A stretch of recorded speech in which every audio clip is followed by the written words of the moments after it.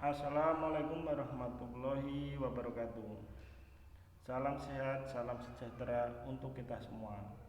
Semoga Tuhan Yang Maha Esa selalu memberikan kita kesehatan, kebarokahan, dan memberikan apa yang kita inginkan.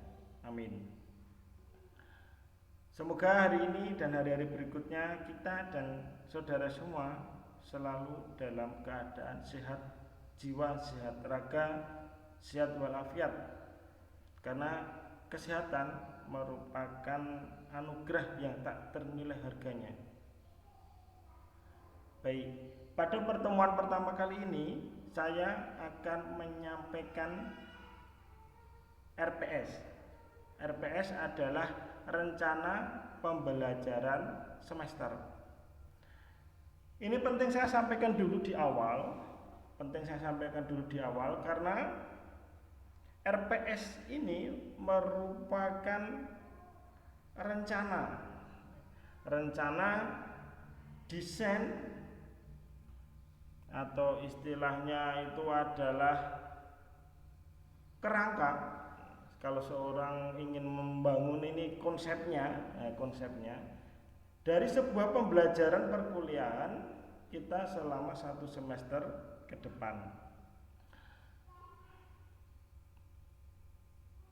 Pada pertemuan pertama di mata kuliah media dan teknologi pendidikan ini, jadi ini adalah mata kuliah media dan teknologi pendidikan.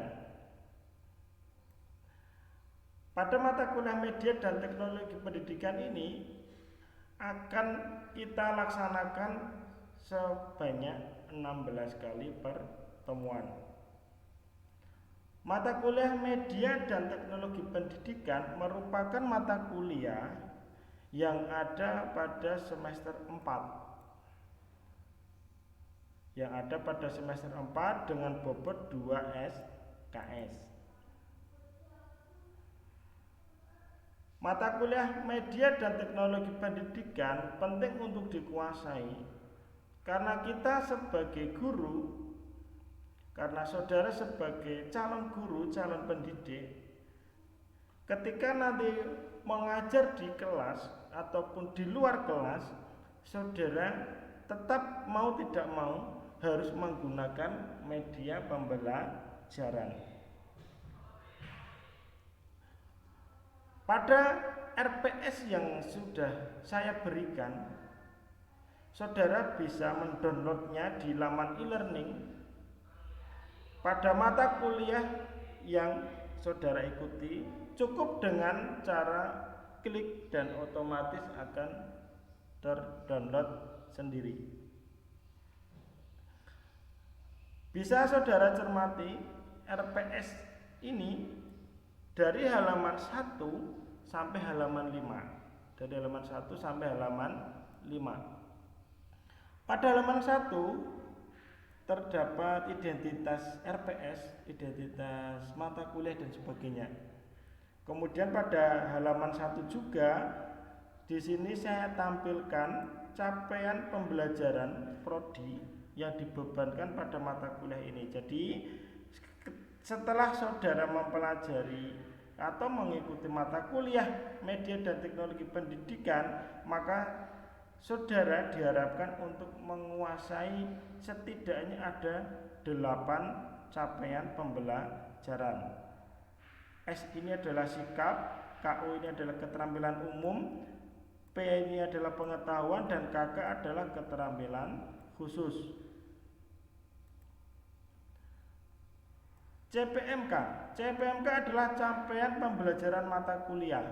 Setelah saudara mengikuti mata kuliah media dan teknologi pendidikan, saudara diharapkan menguasai media dan teknologi pendidikan yang digunakan dalam pembelajaran kejuruan. Mahasiswa menguasai media dan teknologi pendidikan yang digunakan dalam pembelajaran kejuruan. Artinya apa? Jika CPMK tidak tercapai, bisa diartikan saudara belum lulus mata kuliah ini. Baik, kita lanjut dulu. Pada halaman kedua terdapat deskripsi singkat mata kuliah. Saudara bisa membaca sendiri nanti. Yang saya tekankan pada halaman ini adalah pokok bahasan atau bahan kajian. Nah, dalam satu semester ke depan, setidak-tidaknya kita akan mempelajari 7 bahan kajian. Bahan kajian yang pertama adalah pengantar mata kuliah media dan teknologi pendidikan. Kemudian pada bahan kajian kedua adalah prinsip dasar media. Kemudian bahan kajian yang ketiga adalah klasifikasi media. Bahan kajian yang keempat adalah teknologi yang digunakan dalam pendidikan. Bahan kajian kelima adalah pemanfaatan teknologi pendidikan. Bahan kajian yang keenam, dasar-dasar pengembangan e-learning. Bahan kajian yang terakhir atau yang ketujuh, ini adalah membuat berbagai e-learning. Adapun referensi atau pustaka yang saya gunakan dalam mata kuliah ini, yang utama ada 2. Yang pertama itu adalah buku karangan Sharon E. Smaldino dan kawan-kawan dengan judul Instructional Technology and Media for Learning. Saudara bisa mencarinya di toko buku, bisa pinjam di perpustakaan jika ada, dan bisa membeli e-booknya. Baik, kemudian buku yang kedua itu adalah model Perdamis karangan Radhana Forak. Adapun referensi tambahan adalah artikel-artikel penelitian pada jurnal ilmiah. Baik, kita next ya. Nah,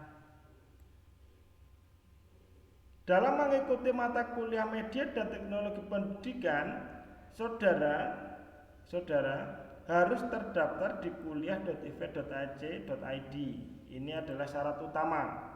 Kemudian perangkat keras yang harus disiapkan itu adalah personal komputer, layar komputer, keyboard dan mouse. Atau kalau keempat perangkat keras ini bisa kita singkat, bisa kita jadikan satu dalam bentuk laptop. Atau bisa saja kita menggunakan tablet atau handphone saudara masing-masing. Ketika menggunakan handphone dalam mengikuti mata kuliah saya ini, saya ingatkan tolong dalam mode desktop, sehingga tampilan e-learningnya itu akan lebih optimal, lebih maksimal. Baik, ini adalah rencana pertemuan kita pada pertemuan ke-1 sampai pertemuan ke-16. Jika saudara mencermati, maka akan ada 2 warna. Warna yang pertama adalah putih atau tanpa warna. Warna yang kedua adalah warna biru muda. Perlu saya jelaskan bahwa pembelajaran kita dalam 1 semester ke depan itu menggunakan pendekatan sinkronus dan asinkronus. Pendekatan sinkronus itu adalah kita online dalam waktu yang sama. Online dalam waktu yang sama. Contoh sederhananya adalah ketika kita video call, kita menggunakan Zoom, kita menggunakan Google Meet, ini adalah sinkronus.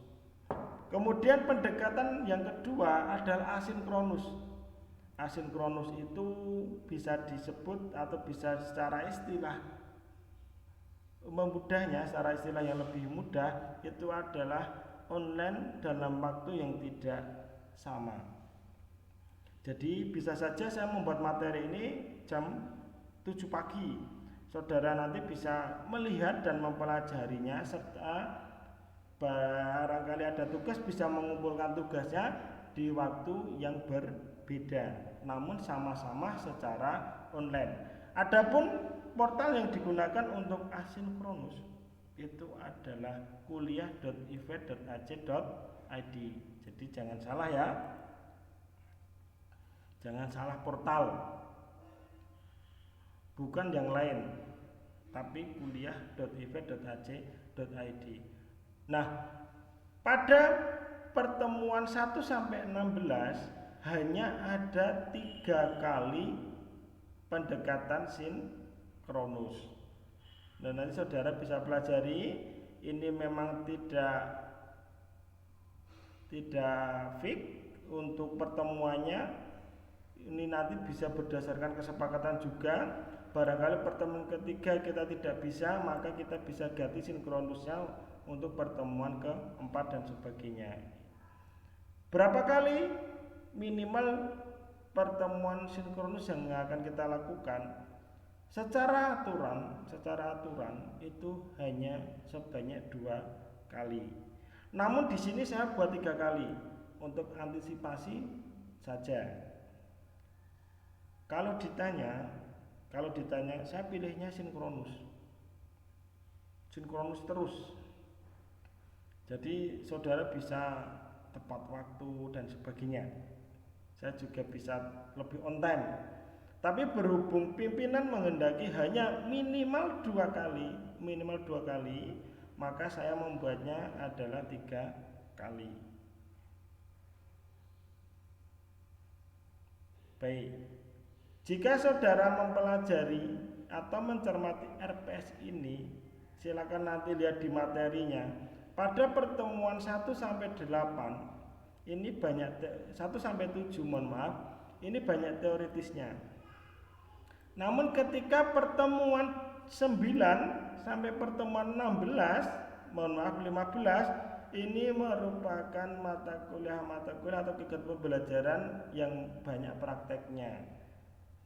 Di antaranya adalah membuat Google Classroom, membuat psikologi, membuat Edmodo, membuat kuisis, membuat atau memanfaatkan sosmed untuk pembelajaran, membuat CV marketing, membuat Moodle dan sebagainya. Akan kita dalam 1 semester ke depan akan banyak membuat atau memanfaatkan media e-learning untuk pembelajaran. Pak, ini mau saya buat sekarang. Kalau hanya sekedar belajar untuk membuat sekarang silakan. Namun ketika untuk mengumpulkan tugas, untuk memenuhi tugas, nanti ada kode etiknya. Bisa diterima ya. Baik, saya rasa cukup sekian penjelasan saya di pertemuan pertama ini. Silakan saudara mempelajarinya, mencermatinya. Saya ingatkan lagi bahwa kegiatan pembelajaran atau kegiatan perkuliahan ini ada 4. Ada video yang saudara simak, ada materi yang bisa saudara pelajari dengan di-download dulu, ada tugas atau kuis yang harus saudara kerjakan, dan ada forum diskusi yang harus saudara gunakan. Artinya saudara harus aktif di forum diskusi tersebut. Dianggapnya mahasiswa mengikuti perkuliahan jika 1, saudara membuat atau mengerjakan tugas. Yang kedua adalah saudara mengikuti diskusi. Sudah saya sampaikan di pendahuluan, silakan dilihat kembali. Saya rasa cukup sekian, kurang lebihnya mohon maaf. Terima kasih.